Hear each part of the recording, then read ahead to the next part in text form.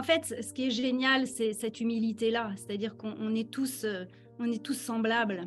Ouais, c'est Et ça. on marche juste à des Exact. chemins qui sont pas la même fréquence peut-être, et ça n'a aucune importance en fait. Mais on est Exact. tous dans ce chemin d'évolution, dans ce chemin de transformation. Et moi, ce qui me touche, c'est que dès que quelqu'un enclenche quelque chose, ça y est, il est dans le chemin. Et peu Mmh. importe en fait la vitesse à laquelle il va. Moi, ça m'est égal de savoir à quelle vitesse tu vas.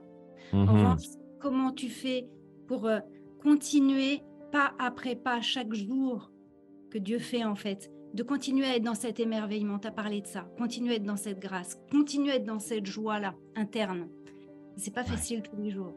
ouais. Donc, mais en même temps, quand on a cette guidance-là, moi je parle de notre guidance interne tout le temps, et ça je sais que ça te parle, c'est que bien sûr que tous autant que vous êtes, vous avez votre propre guidance. Alors on peut être aidé, épaulé sur certaines choses, mais au fond, le soir quand on se couche, on est tout seul.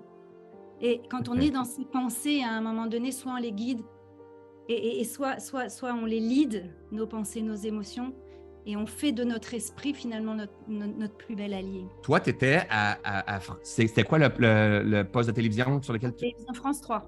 Je France faisais les 3. étés sur France 3 à l'époque. Pendant 20 ans, tu as dit? Oui, pendant 20 ans. Oui. À tous les jours à la télévision. Donc, tu avais un visage connu, puis tu avais l'habitude, tu maîtrisais très bien ce que tu faisais. Tu faisais des entrevues avec des personnalités plus connues les unes que les autres.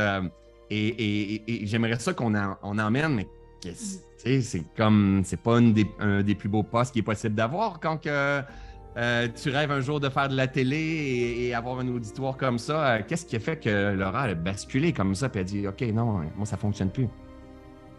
Tu as utilisé plein de mots au démarrage, qui est la joie, l'émerveillement, l'enthousiasme, l'excitation d'un projet, tu vois, l'excitation Hmm. d'être, la vibration. Et je l'ai eu pendant longtemps, sauf qu'à un moment donné, ça s'est épuisé. Je ne ressentais plus cette joie-là. J'avais plus cette flamme. Ma flamme complète s'était éteinte. Et pourtant, je recevais vraiment des gens exceptionnels, des gens qui créent ce monde, qui font ce monde. Mais il y avait quelque chose qui s'est éteint. Et toi, tu me l'avais dit. Je me souviens, j'ai fait ma première scène. Et je me souviens, tu m'avais dit, ouais, il y a quelque chose qui s'est rallumé chez toi.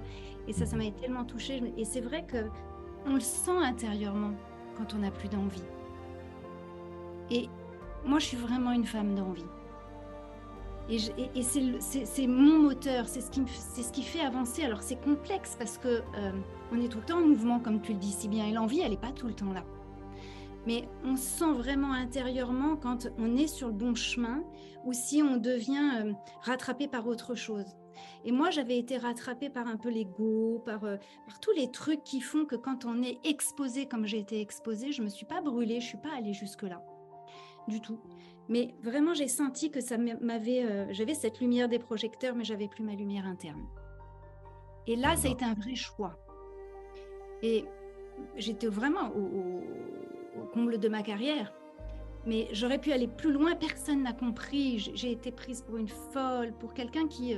mais t'es complètement inconsciente, t'as une famille, t'as des enfants, t'es au top de ta carrière, ça fait 20 ans que tu travailles pierre par pierre pour arriver à cette fonction-là. Et finalement, c'est pas du jour au lendemain, c'est pas fait du jour au lendemain, mais j'ai vraiment pris cette décision, et à partir de là, la vie m'a accompagnée.